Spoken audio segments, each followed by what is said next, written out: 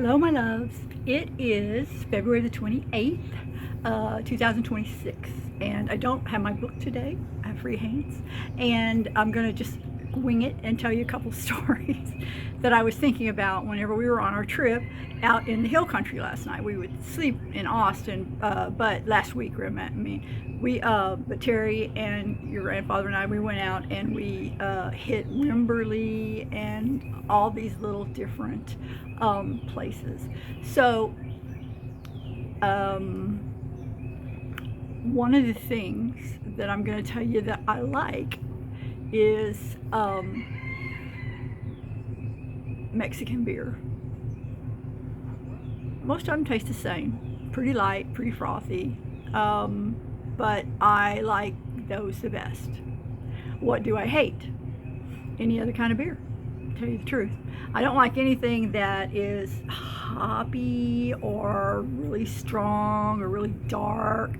So, and I'm really not into any kind of beer that is customized or microbrewed or anything like that. This is not fun for me. I'm boring in that way. I'm boring in that way. Yes, I am. So first things first. Let me show you. Okay. So most of you have commented on it. My hair has gone from pretty short while y'all were young to pretty long right now. And there's a reason for this. I've always wanted to donate my hair somewhere because I have great hair, to tell you the truth. Everybody always said, "Why do you cut your hair? You have such beautiful hair." But it's a pain in the butt. And so right now, I think I have about 7 inches, and but I have to have 9 inches, a full 9 inches, and then my hair will probably go to about here, and so it will look maybe a little bit more normalized. I don't know. It is driving me crazy though, I gotta tell you. And since I've got about 2 more inches to go, that means I've got about 4 months. So I do a lot of pulling it back and kind of doing that. So that's why my hair is so long right now. I'm going gray up in the front, pretty gray right here. But I did notice the other day because my hair is getting so long, I was able to kind of flip it over and look at it, and there are threads of silver confetti. Let's call it that. Let's call it silver confetti. Okay. So that's what's going on with my hair. Now, the next thing is, I'm going to tell you why I don't wear makeup. I did wear makeup for a very long time, and I wore makeup, wow, right up until the time that the girls both got old enough to want makeup. Terry was in high school. Kaylin was a little, she was getting there, kind of, but she was still pretty young. So anyway, but I had read a thing on how they made makeup. And at that time, and I can't tell you what it's made of now, but at that time, whenever people would suck that grease out of like a restaurant, the truck would come and suck all that stuff out. And their main customer was makeup companies. And I was just like, gross. Now, the reason I wore it so dutifully, and I had to really stop wearing foundation because my skin's pretty good. But anyway, because it was hot. I always had beads of sweat right here on my under my nose, and it was gross. So I really had kind of gotten away from wearing foundation anyway.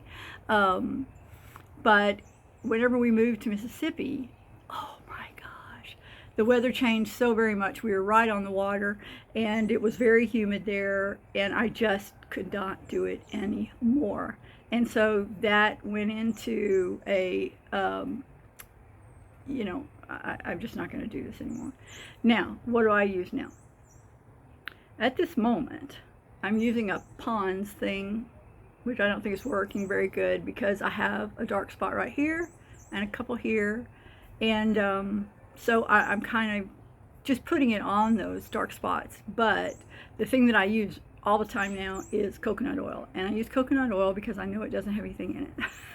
So that's kind of, I've always taken care of my skin. I just didn't always put a lot of stuff in it. Now, I'm going to come really close to you. If I were to get a facelift, watch this. Oh, I'm 30. But I'm not going to get a facelift because that's not what I do. So I just kind of wanted to, if you ever think back, why didn't my grandmother wear any makeup? And now the next really odd thing is this. So about a year ago, I went to get some glasses. And your grandfather loves to use, I don't know, that cheapy glass place, warehouse glass, I don't know what glasses, I can't even remember what it's called. And I like to use my, the people that we go to get our eyes checked, they do, it's TSO is what it is. So because my eyes are pretty bad, if I take my glasses off, I'm blind. And that's the deal. So I have to have these glasses. Well, when we first went into the cheapy place, and they wouldn't let me try on bigger glasses like this. And I was so pissed. And so I, tried. She says, you're not supposed to have that kind of glasses. I said, but I've had big glasses for the last 5 years. I said, probably for the last 10 years, I've had big glasses. I like big glasses. So what I've got is 3 different sections of sight. And in a little smaller glasses, those sections, there's not enough of the section. You know what I mean? I mean, I can't really look this way. I can't really look this way. And then watching TV was a problem. So anyway, I did it. And she says, you have 6 weeks to return these. I said, it won't be 6 weeks. I'll be back because I hate these glasses. And so sure enough, so I went to TSO, which is where I like to go, and they, oh my gosh, they didn't say a word whenever I picked out these big old glasses. And I put them on the counter, and she said, okay, great, let's go over here and let's just mark them. So she marked them all up like they do, and she said, you look good in these glasses. And I said, well, thank you very much. And I explained to her what happened at the other place. She said, they do that all the time. And what it is TSO is a single lens, okay? And they're built in my far side, near side, it all blends in. Where with them, they add it over in another layer, and it just doesn't work for me. Just doesn't. Your grandfather seems to think it's fine for him, and if he wants to do that, that's fine. But for me, it does not work. And I am in my I'm going to do what I want to do era. And if you get in my way, I'm going to punch you. That's what's happening here. So I just want y'all to, I thought, let me just give them some weirdo little things. But, okay, so we went into several dive bars this weekend out in the hill country.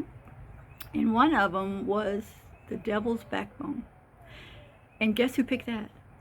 Your grandfather. So we went into the Devil's Backbone, and it is truly a dive bar. I mean, it is little bitty, and it is all over the walls are $1 bills pasted. Look it up because it's funny. Pasted all over the walls, and with their names on them. And then off to the side of it, there's a pretty good dance hall that they've got over there, and they have bands on weekends. So, I mean, it wasn't dirty, and it was just dark and dingy, and just kind of only one window right up at the front, and you're like, ugh, or I was. So we were shopping, sort of, looking around in Wimberley that day, and Terry and I left your grandfather to sit in a bar, and he evidently had a little bit too much to drink. So he stood up and did the whoa thing, and it reminded me of the first time that you guys actually saw him tipsy. And I'm going to tell the story from my point of view, okay? Because it's about me. So at 3 o'clock in the afternoon, and if y'all will remember, we were at Universal. Okay, we were at Universal. Harry Potter's ride had just opened up, and we were going to ride that ride as many times that day as we could. That was really what we were going to do. But we went all over Universal. We had a great time. So he's laying on the thing. It's hot. It is hot. And Cadence and I were in the kid part of Universal. I don't remember what that was called. We were riding rides, and he's just over there laying down. And I said, do you want to go back to the hotel? You know? And he said, no. I think I'm going to go outside here, and I'm going to go to the Margarita Bar, which is Jimmy Buffett's Margarita Bar. Okay, all right. But I told him, I said, it's 3 o'clock now. We are not exiting this park until 10 o'clock tonight. Do you understand that? And he said, yeah, I get it. But he said, I got to get in someplace cool. So, it's now 10 o'clock. We're rounding everybody up. I don't know if y'all remember, we had just rode the Marvel ride, that one where Spider-Man jumps on the front of it. And everybody was just like, ah! So, in tow, I have Jasmine, JR, Austin, and Cadence. I don't remember where the other adults were. But, so we went to the margarita place, and I looked inside, like, the restaurant, because I thought he'd stay in there. And they said, oh, no, the bar is over there. So I turn around, and we go to the edge of the bar, and I tell y'all can't go in here. So there's your grandfather holding court, women all around him.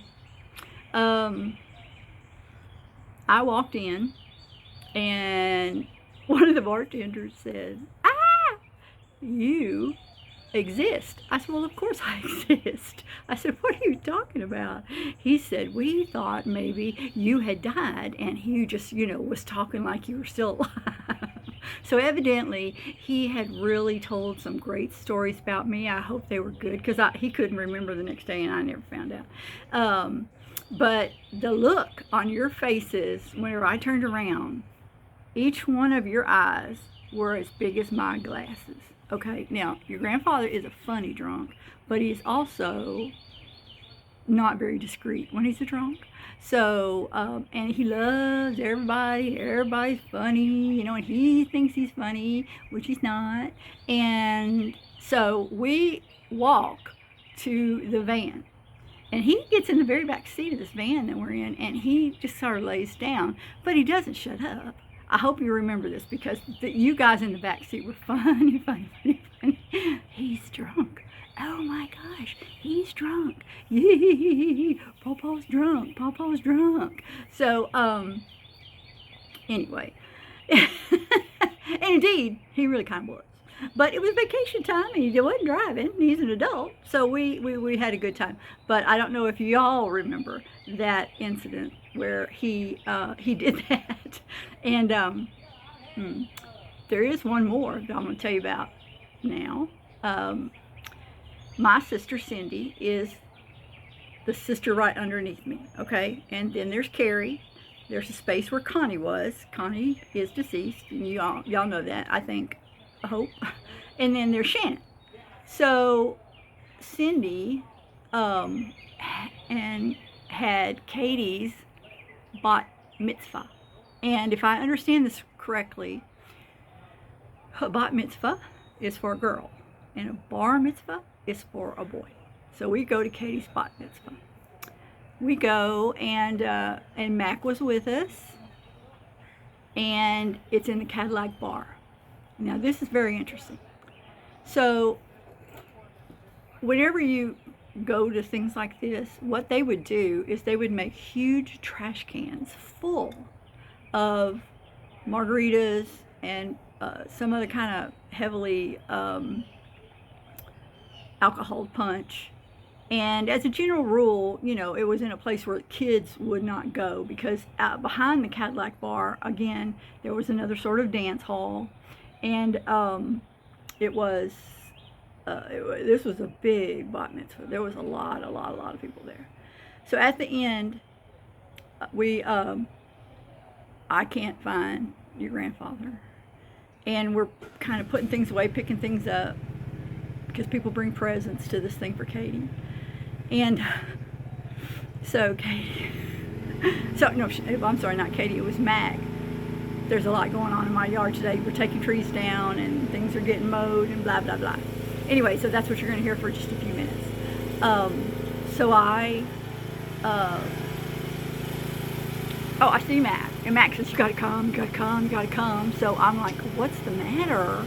He said, you got to come. Look at Dad. Look at Dad. So your grandfather is in the, a seat in a chair that was by these big old trash cans full of punch, okay? And so, this lady is leaning forward and she's giving him a kiss. And so I'm like, okay. So she gets up and she waddles off because she's plastered. And I said, what in the hell are you doing? And he says, well, she said we were kissing cousins. How she figured that out, I have no idea. He said, and then she kissed me. I said, oh, and you were just like there, huh? And he said, yeah, I didn't kiss her back. And I said, well, she sure had her face right on yours. Anyway, Mac.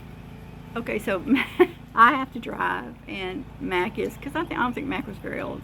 He's 16 maybe, but in Houston, you know, you have to know how to drive in Houston.